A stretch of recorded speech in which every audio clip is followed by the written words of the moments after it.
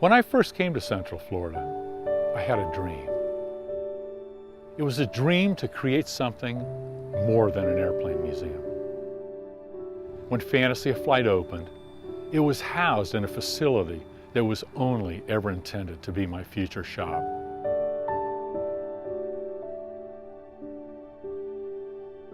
Fantasy of Flight has always been envisioned to be in this open field. I find myself at a critical crossroad of choice. Do I continue focusing on a business that is unsustainable and touches only a few? Or do I focus my energy and resources on a dream that not only has the potential to self-perpetuate itself, but to one day touch the world? Which would you choose?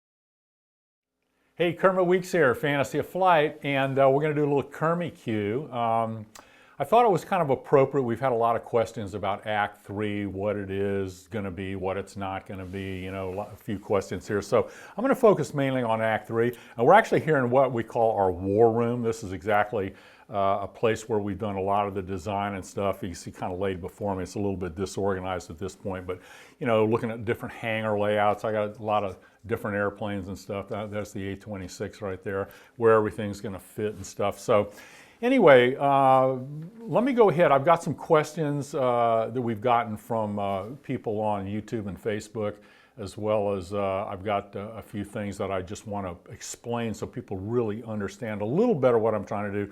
It's kind of hard to explain exactly what I'm going to deliver, and I've had people come here and I let them experience it in a way with a little bit of an explanation. They leave with their heads spinning and go, oh my God, this is so great, and then they can't explain it to anybody else. So we'll see how this is going to work. So from P. Beardmore, Charlie Vista, and a few others, it says, I've always felt there was a parallel with me and Walt Disney, passion, vision, and doing what you love.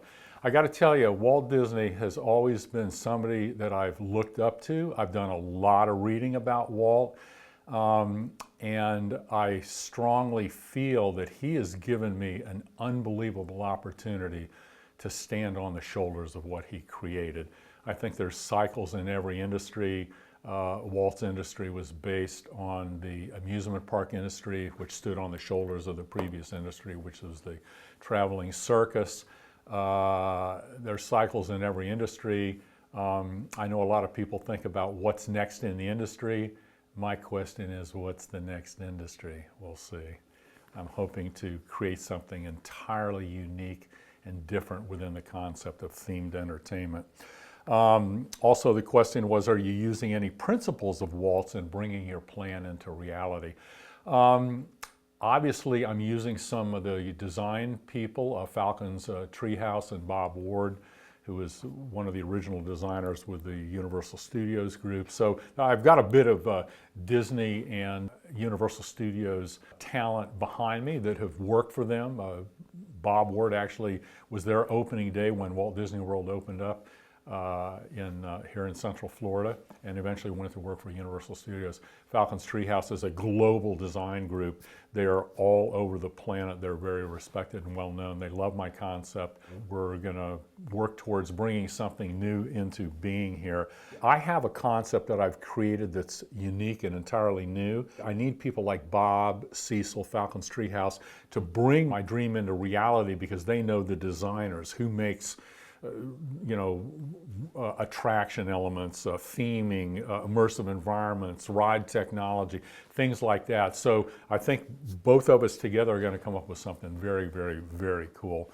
Captain Dan Vlog and many others, it says, are you looking at what Universal and Disney does for theming each part of the park?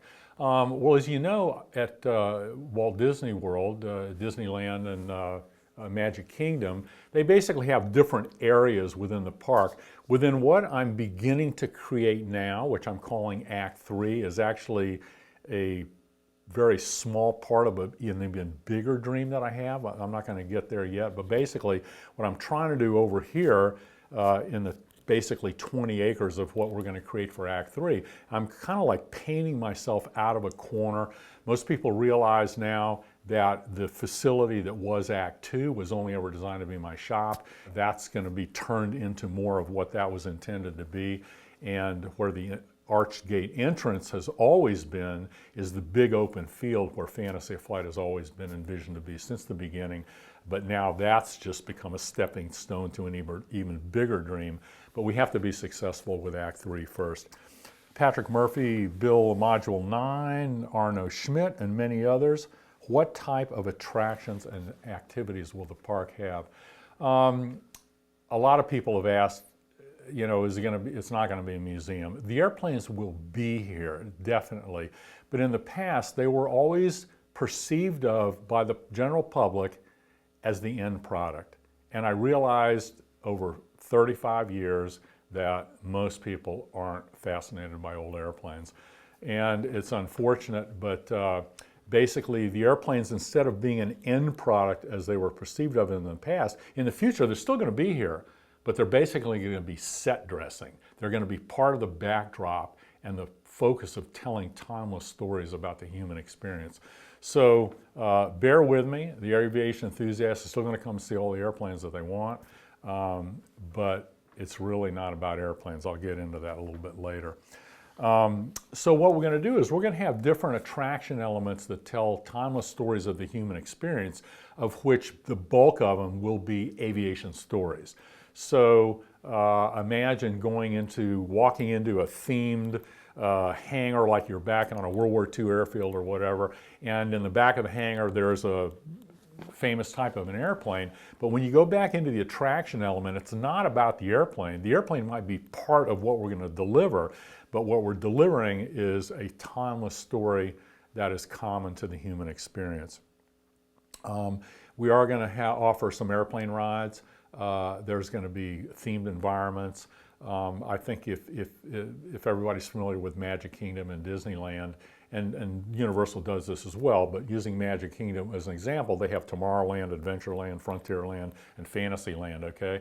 Well, in the future park of what I'm creating, not all of it initially, but basically there's going to be early Pioneer flight, okay? There's going to be a World War I type area where that type of stuff might be delivered. The golden age of aviation is basically the 20s and the 30s, and that's where potentially we're going to have like a Pan Am style clipper base, like the Miami facility that was Dinner Key, the original facility. They also had one out at Treasure Island in the San Francisco area where the Pan Am Clippers used to fly off to the Pacific.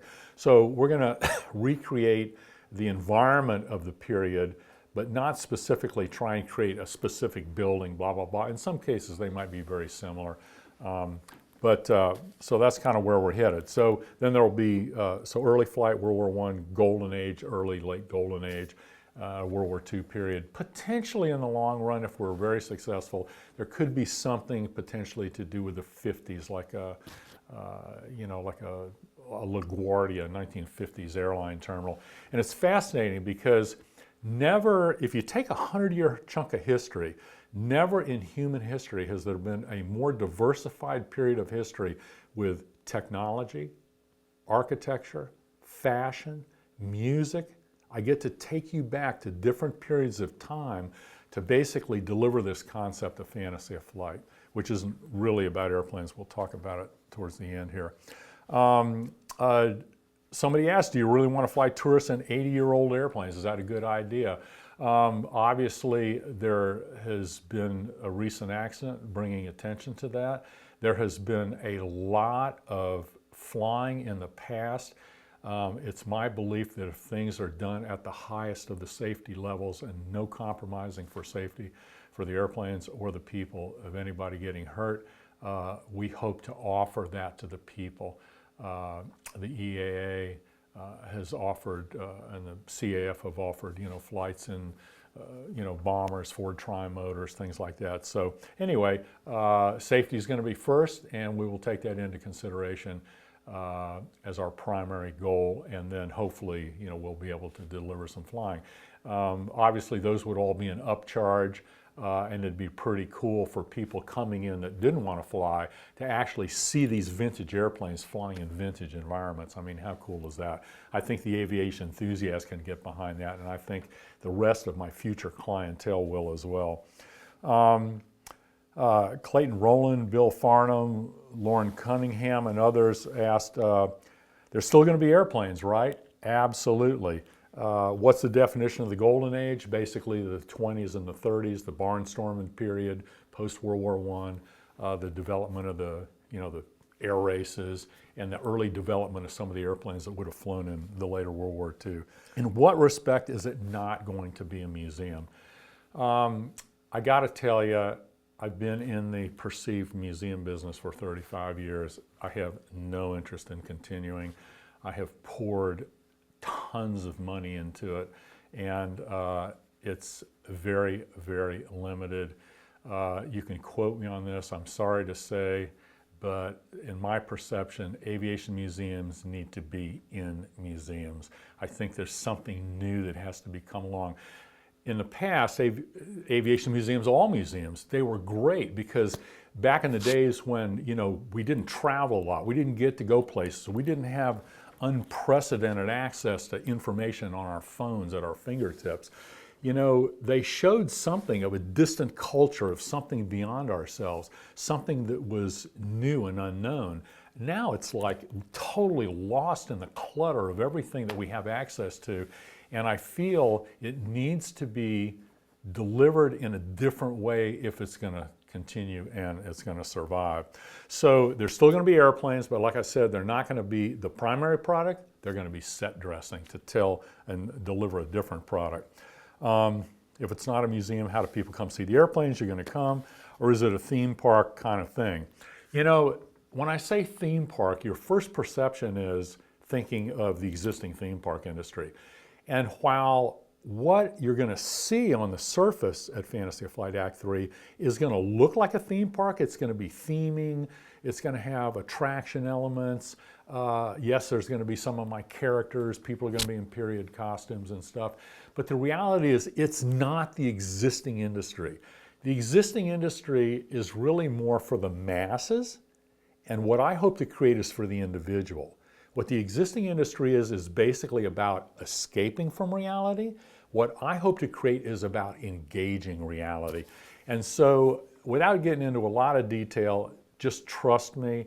I think when you come, the aviation enthusiast is going to be blown away. I'm going to create something nobody's going to create, but the aviation enthusiast is very limited because in the last we're basically designing Fantasy Flight Act 3 to be successful with 250,000 to 300,000 people.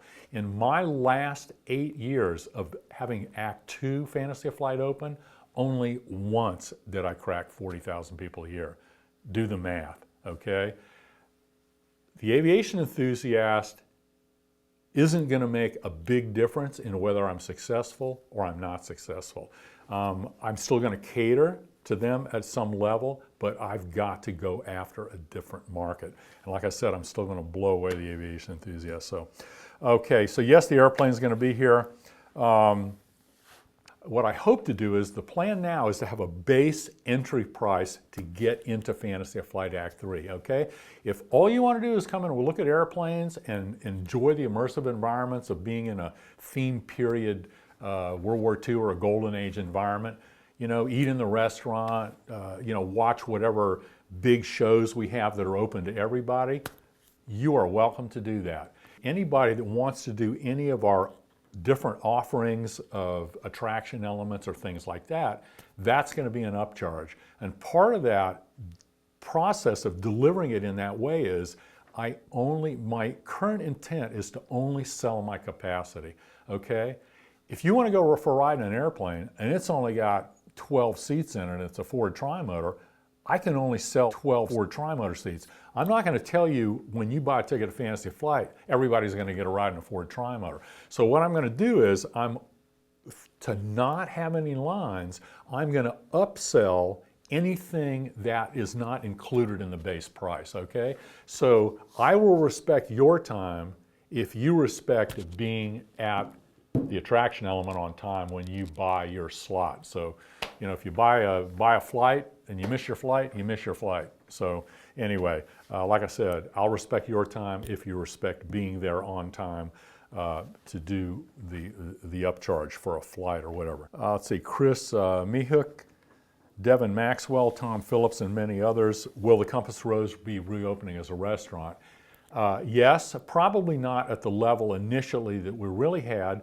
We're looking over here at the what was the Act 2 facility, our future shop. We're currently looking at doing one attraction element over here to get people over here. Yes, we're going to do some kind of a backlot tour, and it's not going to be specifically for the gearheads. This is how we do this. This is how we do this. That's not what Fantasy of Flight's about. We will answer questions, you know, potentially relating to that. But I want to deliver everything here in a way that gets people to look within themselves and see the potential that they have to do things. So, in other words, what we do with these airplanes here is not rebuild a bunch of old airplanes, which have no socially redeeming value to society anymore, but they basically, to me, they're expressions of art.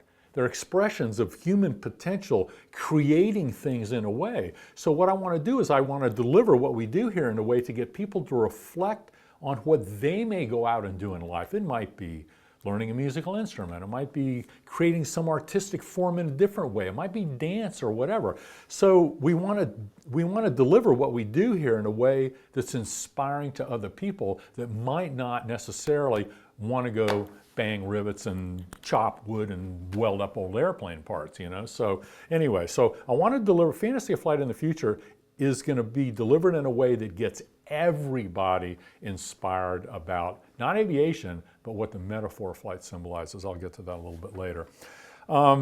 So there will be other restaurants. Obviously, we have opportunities to have other themed restaurants in other themed periods. So currently, yes, we're going to use the Connie as an outside potential little, you know, Connie bar and grill kind of a thing. We'll see, maybe we can have some, you know, tables outside. Well, we'll figure that out, you know, as we move along. There's definitely going to be a restaurant over by what's going to be a control tower area where people can sit, eat outside, watch whatever airplanes that happen to be flying. We're still going to be doing, you know, the airplane of the day type shows, probably more than we did in the past. You got to realize in the past, we were the only facility on the planet that I ever knew of that was flying a vintage airplane every day as part of the show schedule.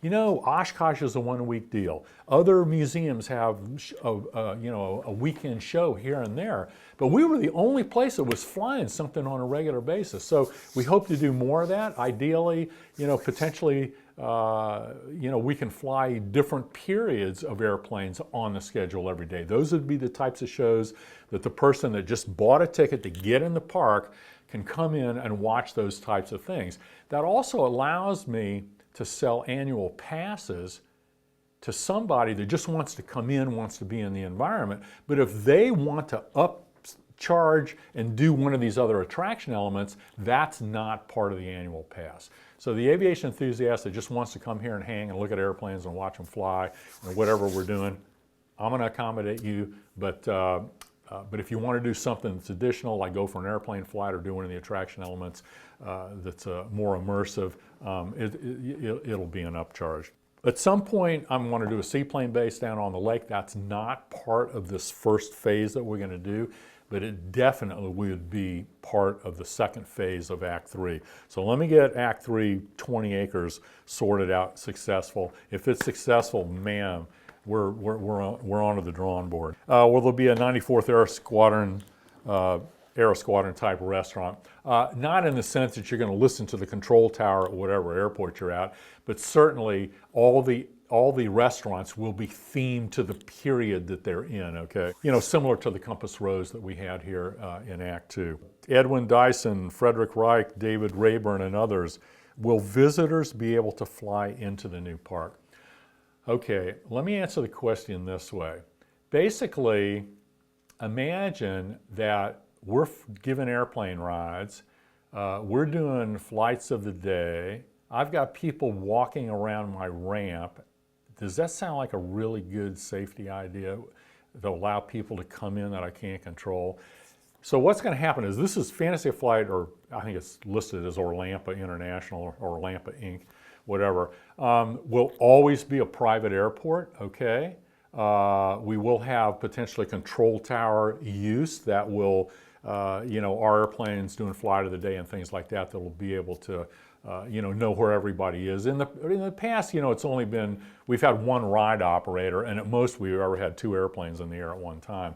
In the future, I see more. So from a safety point of view, I think we'll control our own deal. But what we will do is what we used to do in the past. If a group wants to come in, it's a scheduled group. They understand the process. We know when they're coming in. Everybody's got a radio, blah, blah, or whatever. And it's controlled, and they know where they're going to taxi and park, say maybe on the short runway where I haven't got people walking around under propellers.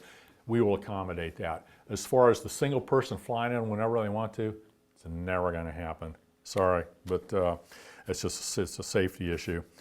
Russell Harris, Oliver O'Keefe, and others. Is the control tower design going to be period or modern? Seriously, it's going to be period. It's going to be really cool, period, too. And how would you turn the tower into a bar without interfering with the ATC equipment?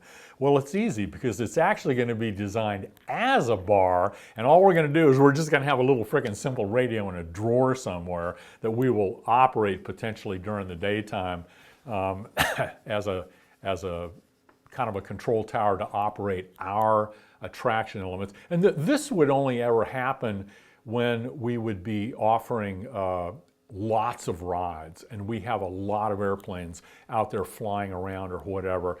I could potentially see, you know, if there, from a safety point of view, if there's a frequency listed on the map and somebody's flying around, they go, hey, let me call Orlampa Control Tower. You know, we would say, you know, sorry, but blah, blah, blah, whatever, you know, if you want to go over to, if you want to come to Fantasy Flight, you know, here's an option. You can go to Lakeland, or you can go to Winter Haven and land and rent a car or something like that. You know, and after hours, my airport's not licensed for flying at night, which we wouldn't do anyway. There's no lights or anything, but basically at night, the control tower would be a great venue and a place to host events or things like that, or be part of an event, because of certainly the view of the whole park and everything. I've got a video up on my YouTube channel about that, and you know, you can check that out as well. KLMGY, Klimgy or whatever. A long time ago at an air show, I found myself speaking to a surviving B-25 crew member under the wing of a plane. To be standing there and listening to him was such a moving and vivid experience. The resonance was right there, and you were right in it. Is this the type of opportunities and experiences you're trying to create in this new venture?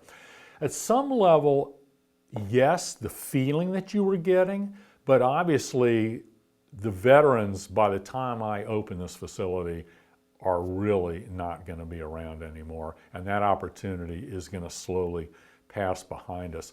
What I do want to do is I want to create attraction elements that have, I have a design mission, okay? I came up with a design mission that basically anything and everything we do has to be run through this design mission. If it doesn't meet the design mission, it's either back to the drawing board or we're not going to do it, okay? Everything that we do has to be designed in a manner that bumps people off center to see their perspective of reality, even from a slightly different perspective. Ideally, I'd like to get like a paradigm shift or something, but you create it yourself. I'm not going to tell you anything. I am not here to preach and talk to anybody. The way we're going to design our entertainment, you're going to potentially self-discover yourself for yourself. there's more questions here later, I'll get into it. But basically, this design mission here, I want to bump people off center, even slightly, to see their perspective of reality from a different perspective. I want it to be thought-provoking. I want you to think about something of what we're delivering. I want it to be emotionally engaging. So while you're engaged in this experience, I want you to be, connected to this and potentially reflecting on your own reality. So you're the only one that knows what's going on inside. And ideally, I'd like to meet our mission statement, which has been on my wall out there since the beginning, since we opened. And embedded in the saying out there is to light that spark within. And that light that spark within is nothing more than a metaphor of what I believe you truly are, which is infinite potential, coming into this world of light and you expressing it in your own unique personal way. That's what Fantasy of Flight's all about. Nobody tells anybody anything. So what I just mentioned there, bumping you off center, thought-provoking, emotionally engaging, hopefully lights that spark within in a way that everybody can relate to. I just basically embrace the 4 elements of the human experience: body, mind, heart, and spirit. So everything we do has to be run through that filter in a way that hopefully it lays an opportunity out for you to potentially reflect on where you've come from, where you're currently at, where you're potentially going, in a way that you potentially self-discover yourself for yourself. We don't tell you anything, okay? Let's see.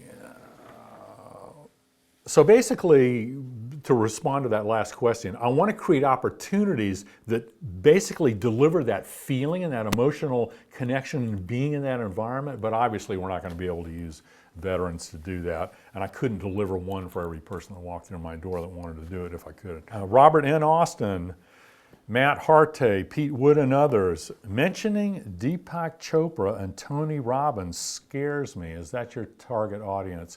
Okay, I used to be a seminar junkie. I did not relate or connect with formal education. I basically dropped out of 3 schools.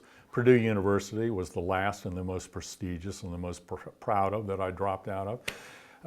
And as most of you know, I had no formal training in aeronautical engineering. I went home, I designed my next 2 airplanes, aerobatic airplanes, made the U.S. aerobatic team in the first one when I was 24. No formal aeronautical training. I designed and built the airplane. In those 2 airplanes, I won 20 medals at the world level. I was 2 times U.S. national champion. And that's probably one of the most proud things that I've done in my life.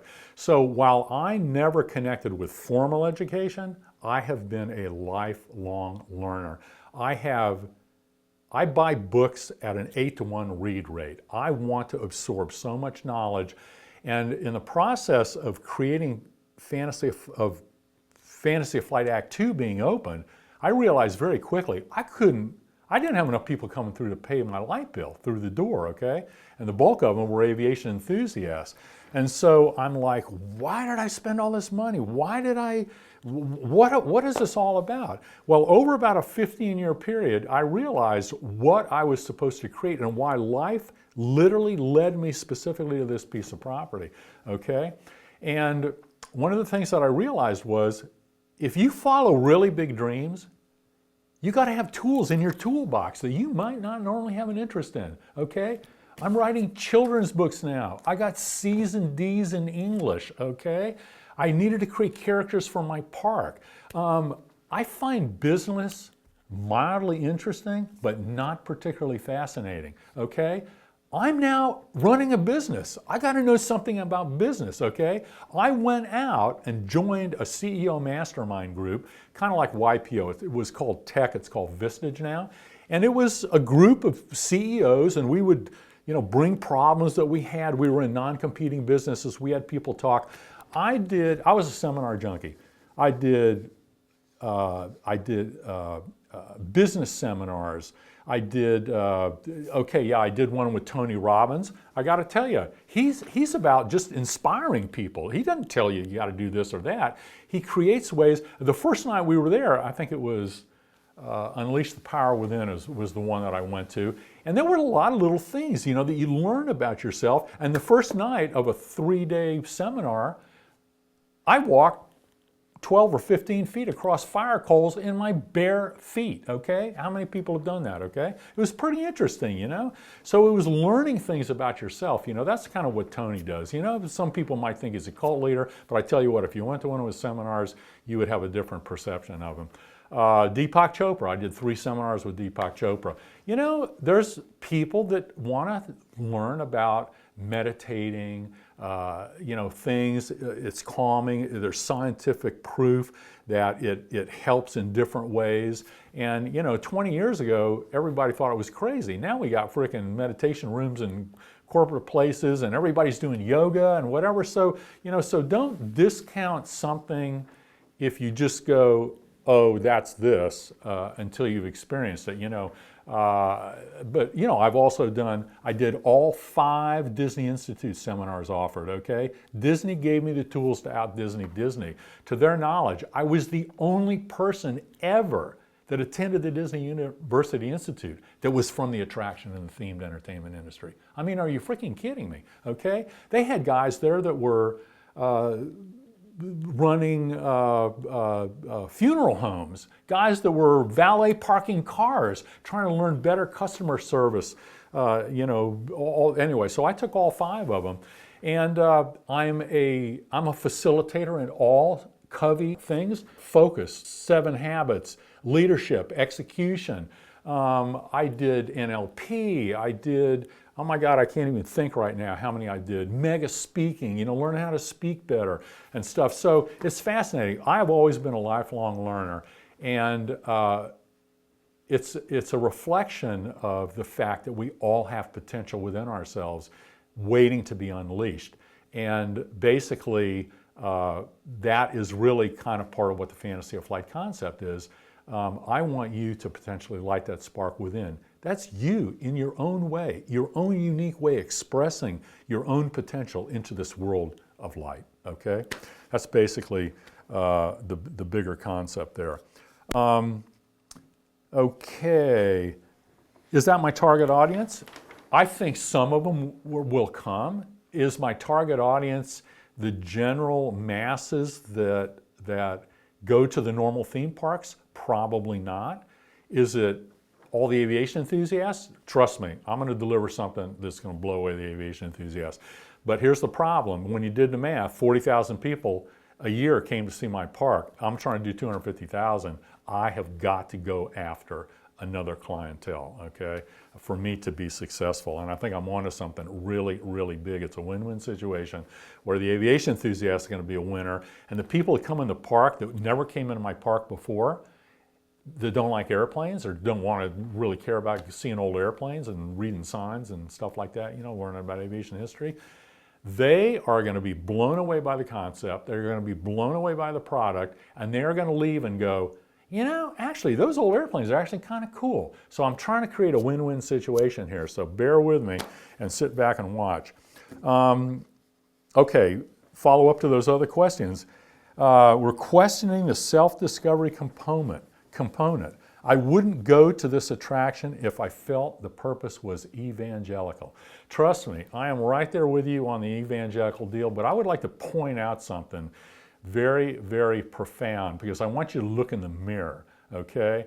Look at the aviation chat rooms. Look at all the air shows. Look at all the fly-ins that happen, okay? Everyone out there, aviation included, is at some level some eclectic organization that basically preaches to the choir. Aviation museums are in this. We preach to the choir, we build icons of what we think is cool, and we force feed people information we think they ought to know. That is the definition of evangelicalism, okay? And that's what we do in this aviation community, okay? The bottom line of business is this. If you've got a product most people aren't willing to pay for, you got a product that most people don't want, okay? So anyway, that's, sorry gang, but my feeling is that aviation museums need to be in museums, okay? I'm sorry, I'm gonna try and create something entirely new and different. And I find it fascinating that everybody nods their head and gets a warm, fuzzy feeling when we say, if we don't learn from history, we're condemned to repeat it. Well, guess what? The way we teach history is we perpetuate the problem. They did this, so we did that, right down the middle, okay? I'm gonna try something new. I don't care where the story comes from. I wanna teach people, no, I don't wanna teach people history. I wanna use history to teach people about themselves. And I want to find things that are timeless, that we all relate to, themes that are common to the human experience, okay? So instead of this is what I'm trying to create, okay? How simple, and why has nobody thought of this before? And the bottom line of this is, you know, the way we teach history, we perpetuate the problem, and so the problem is this, with aviation museums and teaching history and blah, blah, blah, if you can't bring the past into my present, you might as well give me a comic book. It has no bearing on my reality.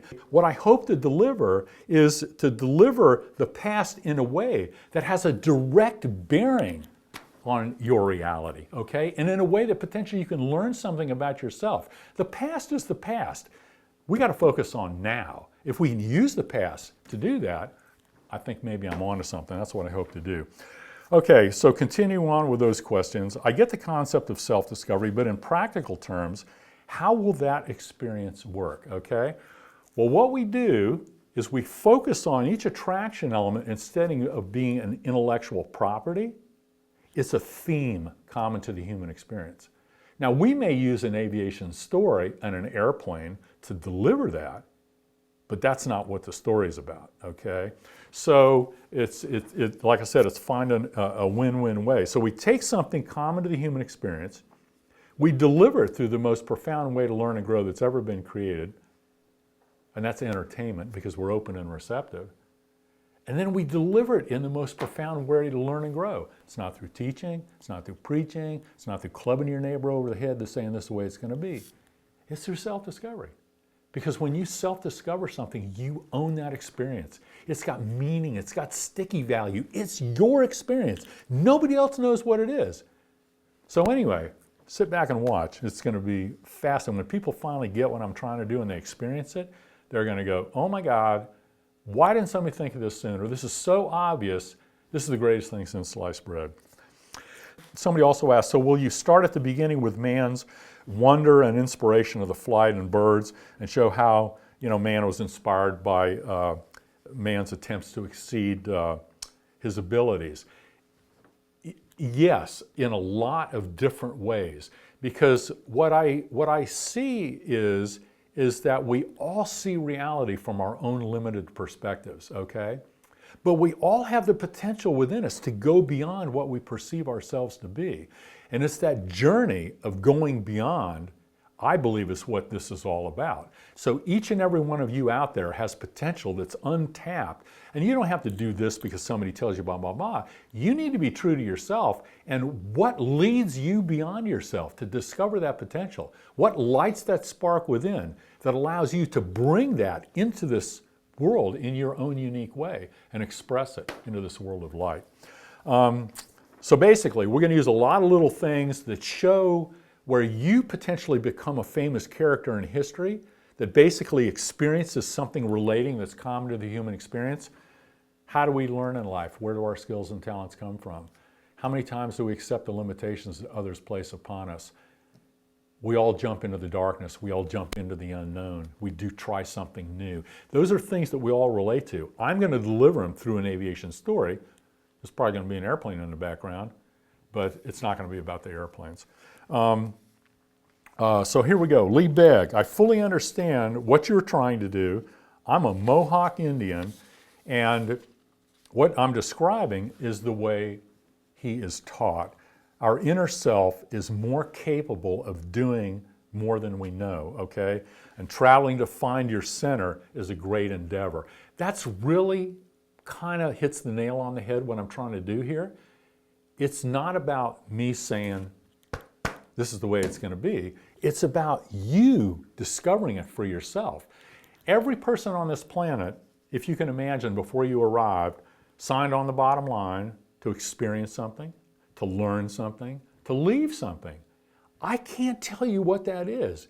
You have to discover it for yourself. And what I hope to do with Fantasy of Flight is to create an environment where people have that opportunity to self-discover it for themselves. You know, it's not about me saying, this is the way it's going to be, okay? It's about you self-discovering it for yourself. If I can deliver that to someone, imagine you walk into my theme park, one person, I don't tell you anything. You literally change yourself inside, leave a different person. Nobody knows what went on inside. I think if I can deliver that, I'm onto something pretty frickin' big. That's what I hope to do. So sit back and watch. Andy P., if you can't afford to build a single hangar and get more aircraft in flying condition, how do you expect to do Act 3? Well, while I appreciate everyone out there telling me how to spend my money, I got to tell you, all I ask of anyone is to be true to themselves and follow the energies that lead you beyond yourselves. I don't have to do what I'm doing, but I do have to do what I'm doing because this is what I came here to do. People have a perception that I'm some big billionaire kind of guy. Trust me, I'm so far from that. You have no idea. I am currently hocked to the hilt with land payments. The Howard Hughes airplane, I borrowed the money to buy that, okay? What I did was the money that I was losing trying to keep the doors open with Act 2, literally throwing money in the toilet. My business model was, and you think about what you charge to go to a museum, okay? In the end, we were charging $29.95 for an adult to come through the doors. Airplane of the day, backlot tours, but this and that, all this stuff, you know. Nobody complained. $29.95. My business model was this. You paid $29.95 as an adult when you walked in the door. When you left, I handed you a check for $60. It didn't work, okay? So what I decided to do was, I decided I needed to close the doors. I needed to draw a line in the sand. I'm never going to be back what I was. I'm going to be more than what I was. The money that I was throwing in the toilet, I'm now diverted to designing and developing what now I realize that Fantasy of Flight Act 3 was. This is what I came here to do. Act 1 was the Weeks Air Museum in Miami, opened in 1985, closed Hurricane Andrew, August 24th, 1992, trashed the deal, okay? Act 2 opened when Fantasy of Flight opened here, 11/11, Veterans Day, Armistice Day, 1995. Act 2 closed in 2014. I drew a line in the sand. I'm telling everybody, go get a hot dog, get a Coke, take a bathroom break, because Act 3 is about to begin, okay? All great stories come in 3 acts. That's what I'm hoping for. So people are asking me, you know, how am I going to afford this? Well, right now, I can't afford it, okay? My attraction people, the design people, have people that are willing to invest significant amount of money in anything they do, because anything they do is successful, okay? That's a backup. But I've always felt that I didn't want to take on any investors that would compromise my dream. It's not about this kind of change, although I do have to be a successful business, because I want this to not only sustain itself, I want it to self-perpetuate itself. So it's not about this kind of change, it's about this kind of change, okay? That's a big difference in what I'm doing. I still gotta live within these 5 sense reality lower worlds, but at the same time, I wanna deliver something that has got more meaning than just this, okay? It's about this. Everybody's aware of the fact that I've been putting little tidbits of this stay healthy concept out there. I got involved in a business that I've been supporting 30 years. I'm currently the largest investor in this. My funds have been diverted recently to getting this thing across the finish line. We're very, very close to cash flow positive. This business that I've been involved with is potentially about to explode and potentially be a very, very successful business. It's my hope, it's my dream that it pays off, and I'm in a position to basically fund this next Act 3 myself, pay off all my loans, pay off all my debts, and then I'm in a position where I'm in a different world and I can take this thing to a quicker level, based on, how successful we are. We'll see. Go stay healthy. Okay, everybody, let's go rattle the go stay healthy flags. K-Blend 68, Reed Dog Man, Duh, and many others. When do you think your plans will be completed and the park built? I don't have a freaking clue. Trust me. I'm just little self Kermit down here trying to figure out what to do next. I have no clue what's coming around the corner. I've got my friends here. I don't know if you noticed my chair over here, but Walt and my friends, okay, they support what I'm doing. So basically, they have a bigger plan and know what's going on. I just follow the energies, and I've got a great metaphor. At this level of reality, we're like puppets, okay? And as puppets, we don't have a freaking clue what's coming around the corner, okay?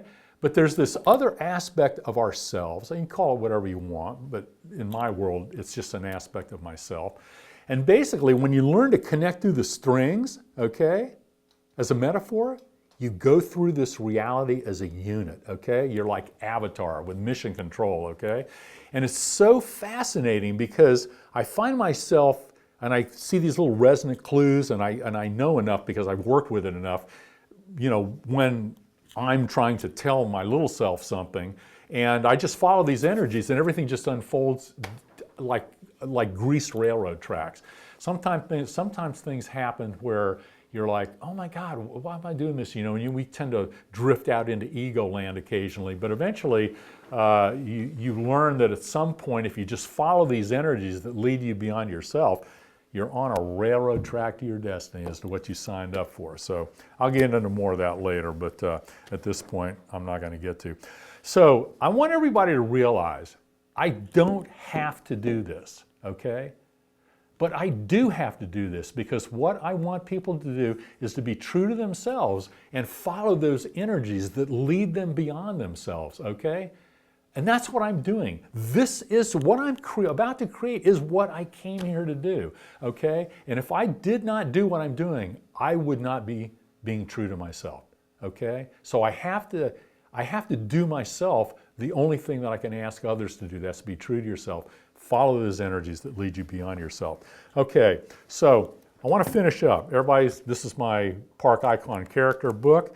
I want everybody to realize that we all, and I'm the first one to admit, I see reality from my own limited perspective. I am reminded almost daily that there's something beyond myself. I'm always learning something new. I'm discovering something new. And if we tend to just basically, live with our heads in the sand all the time, then we don't have an opportunity to discover the potential within us. So I'm basically to say, this is how we all go through reality, okay? There's a metaphor here, okay? And this includes the aviation community. I believe the metaphor of flight literally has the potential to truly touch and change the world. Not airplanes, not aviation history, but the metaphor of flight. I may be crazy, but just sit back and watch because I am sure as hell gonna try. Thank you.